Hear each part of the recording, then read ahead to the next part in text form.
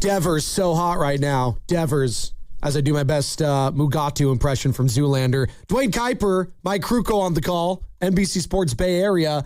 The Giants did take the lead in the bottom of the fourth yesterday. Unfortunately, they gave the lead right back the next inning to the Arizona Diamondbacks, who took the first game of this series yesterday on Memorial Day. And again, hope all of you enjoyed your holiday weekend. Shout out to those of you who have served, continue to serve in our military, that have lost friends, soldiers, loved ones, and anyone that has family members related to that, friends, etc. Absolutely. Memorial Day is very important in my family. Shaska, I know it is in yours as well. So I always wanted to, open up the show shouting out all the servicemen and women in our country that continue to defend and those who we lost. So tough loss yesterday. After winning 2 in a row, you take the series against the White Sox. Mm-hmm. But this is the constant theme and thread of this Giants season. You think they're taking a step forward, and then they trip down the stairs. That's what they do. They slip and fall on their faces. I don't know what to say to this team right now. And yeah, Raffy Devers is hot, and he can carry a team. But unfortunately, when he's going, no one else is stepping up. I mean, the last 15 games, Joe, this guy, he's batting .300, slugging .583. He's got 3 home runs, 18 hits, and 60 at-bats. He's been sensational. That's the Raffy Devers we've come to expect in Boston, but it's not enough right now. And he's played much better defensively. Yes. Made a really nice play. Probably the best play he's made all year, over the shoulder, down the right field line. He's definitely looked a lot better.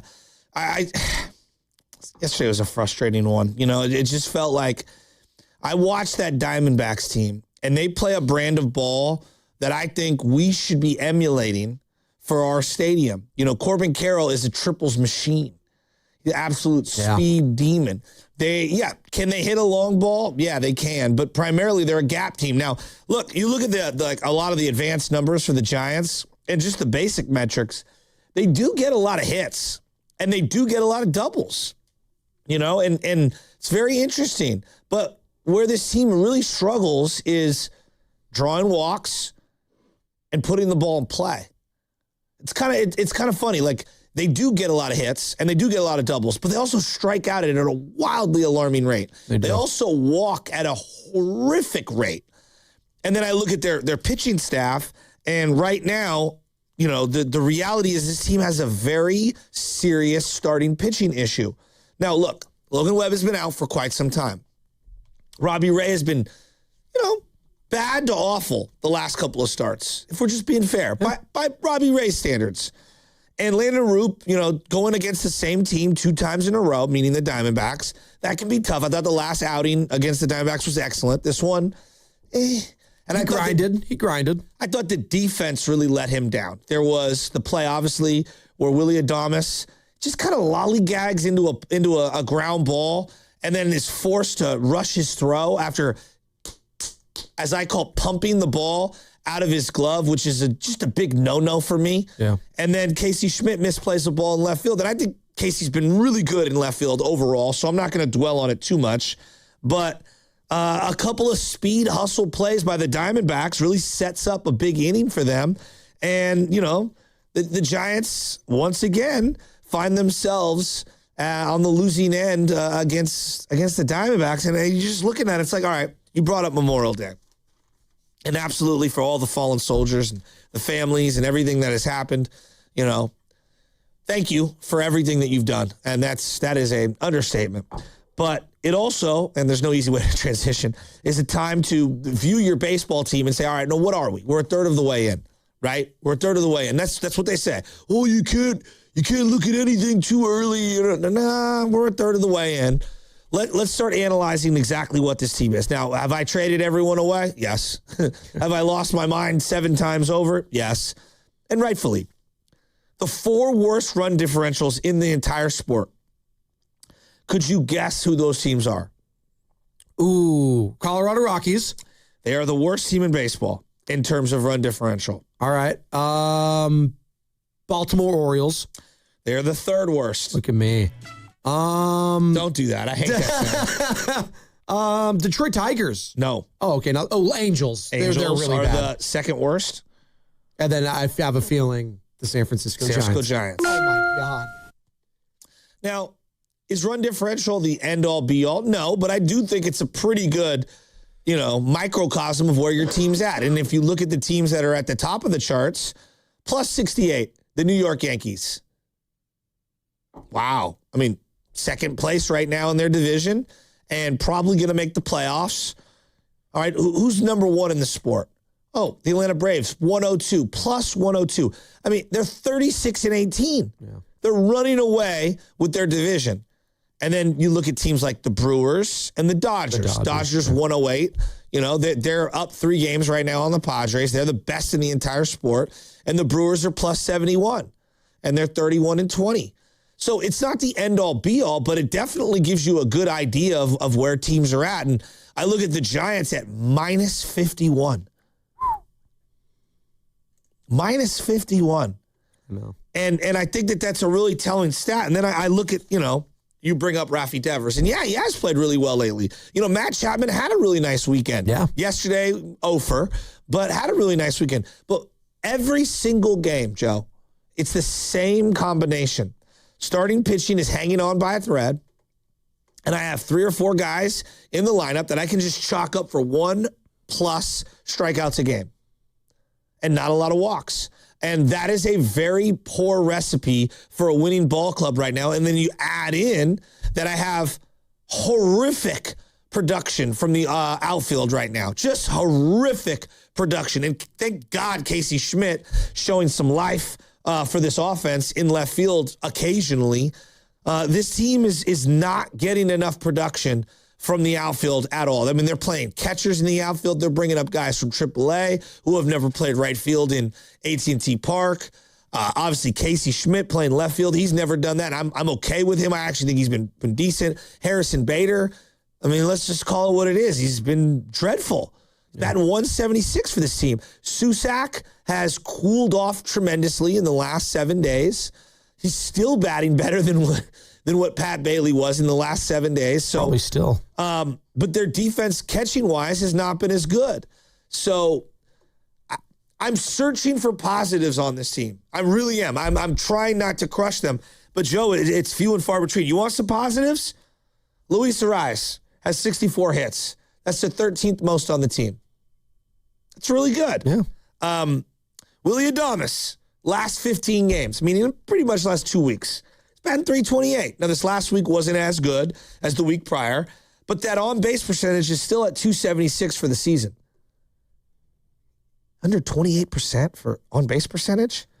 He's got 63 Ks. I mean, as a team, Joe, they're third worst at .294. As a team. I know. And this is where it really gets telling for me. So they get a lot of hits. They do. They actually get a lot of hits.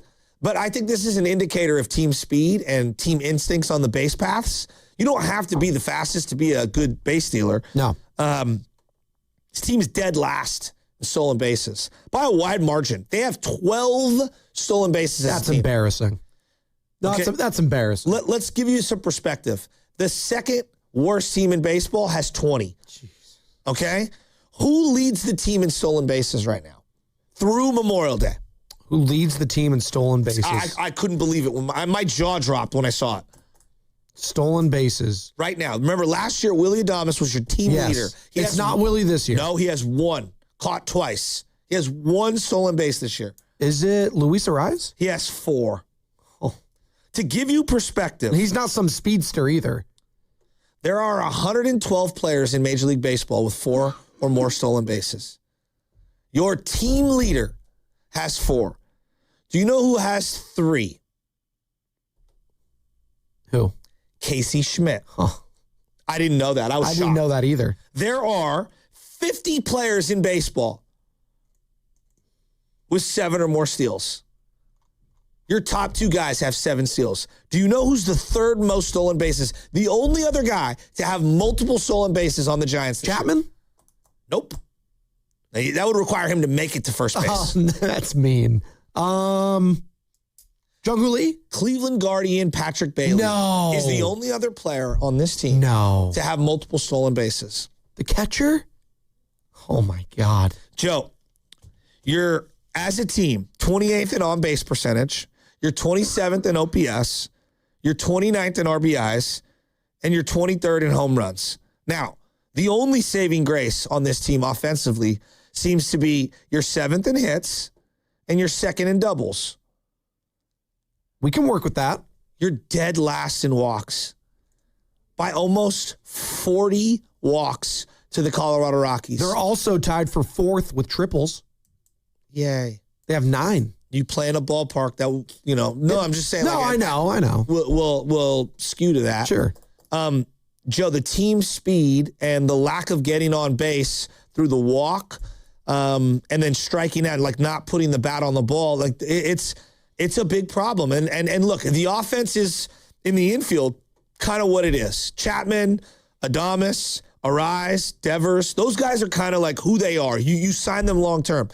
I've got big question marks on the outfield. You got the injuries with Jung-Hoo Lee, and he's kind of a below average Major League Baseball player right now. And then you have the big injury with Elliot Ramos, and in his offense is really the only saving grace of his entire game. Then I look at center field. Drew Gilbert has played a lot of center field because of the injuries. He's a 4th outfielder. He's a 4th outfielder. Yeah. Depth. Right now, he's been a significantly better offensive player than Harrison Bader. He's batting like 225 or whatever. Bader's had a couple big flies, and that's really helped him out. Grand salami. But he has been not good. A lot of ground outs, a lot of weak fly balls. And then you're playing catchers in left field and in right field. You're bringing guys up like Will Brennan and Barracuda. I mean, this team desperately needs a long-term solution in the outfield. So, and I haven't even gotten to the starting pitching. I'm just assessing where they're at right now that it's Memorial Day. And I want to hear from the people. 888-957-9570. We are a third of the way through this Giants season, 22-32. They are 10 games under 500 as we are just a couple days away from getting into June. And listen, I know the Raffy Devers trade happened, in a couple weeks from last year. And that was a big signal, I think, to the fan base and to the organization from Buster Posey saying, okay, we're going to go for it. We're going to double down. We're not afraid to make the big move. We're not going to just sit there and let the Dodgers just own our division and the Padres and the Diamondbacks. We want to be a part of this. Well, Joe, fast forward a year, it feels like the same old Giants. And feels like the same Giants for about a decade. And that's what's frustrating. But also, and I think this is an element of the conversation we want to have today, and you brought it up on the call, and yet the park is lively. It's packed. It's packed. People are going to the games. So it's not just that the team is not good and the people's just not going to care about it. They clearly care. They want to go and they want to enjoy a good product. That's not the end all be all though. So the fan base is dying to have a winner. They're showing up. They're doing their part. I wouldn't even scoff at Giants fans if they were like, that's not really resonating. I'm not going to go. But no, they're showing up. And I want to hear from the people that are showing up to these games.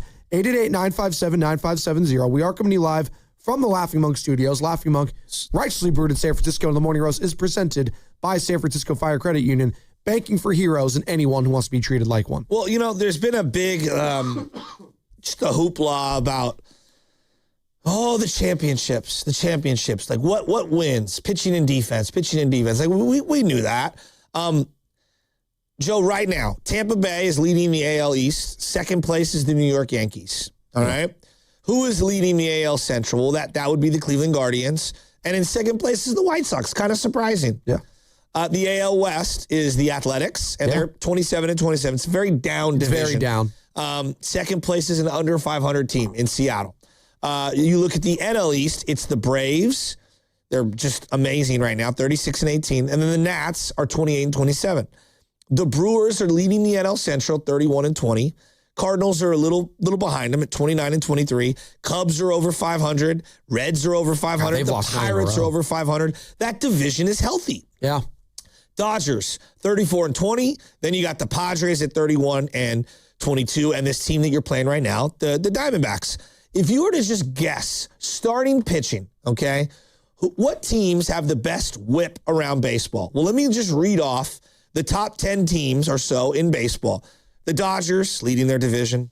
The Tampa Bay Rays leading their division. The Yankees, number 2 in their division. The Brewers leading their division. The Pirates, that's really their saving. That's what Ruiz carried that team. And Whip obviously walks hits per innings pitched. Yes, There you go. yes. The Braves are 6th. The Mariners are 7th. I mean, this is a who's who of who's at the top of the division. And then I look at the Giants starting pitching and where their whip is. Where do you think it would rank? Oh, middle of the pack maybe? Yeah, 25th. Oh, wow. There's 30 teams. They're 25th. All right? And so, God, Malley and Hauser really bringing that down. you know, they've given up the 8th most home runs. Now, they pitch in a ballpark that's not home run friendly. They've given up the 2nd most hits, and they have the 27th worst ERA. If I were to go ERA on you and just go basic statistics, it's the same teams at the top. Tampa Bay, Atlanta, Yankees. This is for starting pitching. Brewers, Dodgers, Pirates, Guardians. If you have good starting pitching, you're probably going to be a very good team.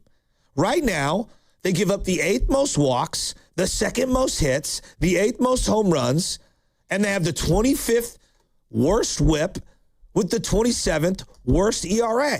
So their starting pitching leaves a lot to be desired. And that's with the great stories of Trevor McDonald and Landon Root being, I think, pretty good, even though you look at his overall record and you're like, but he's got like a 3.3 ERA. He's been good. Now, what's been their saving grace in terms of pitching? It's actually been their bullpen. Yeah. You know, their bullpen's been good. They've got the 8th best bullpen ERA and the 4th best opponent batting average. They've blown some saves. Otherwise, it'd be better, you know? But, Joe, like, this team has a lot of issues right now. And so I'm trying to just assess what they are. We're a couple months in. We're a third of the way in. You know, if you look at who's leading the division at Memorial Day, you have a good indicator of who's going to make the playoffs. That is a tried and true thing in baseball. This team is at the bottom. Can I tell you who they are, Joe? They're a team in denial. And I think Buster Posey, Manassian, and the think tank that is the San Francisco Giants front office needs to take a good hard look at this team and come to some hard truths. I always like to bring up hard truths. Shout out Stannis Baratheon, the one true king of Westeros, Joe. Hard truths cut both ways. There's a hard truth with this Giants team right now. They're not very good.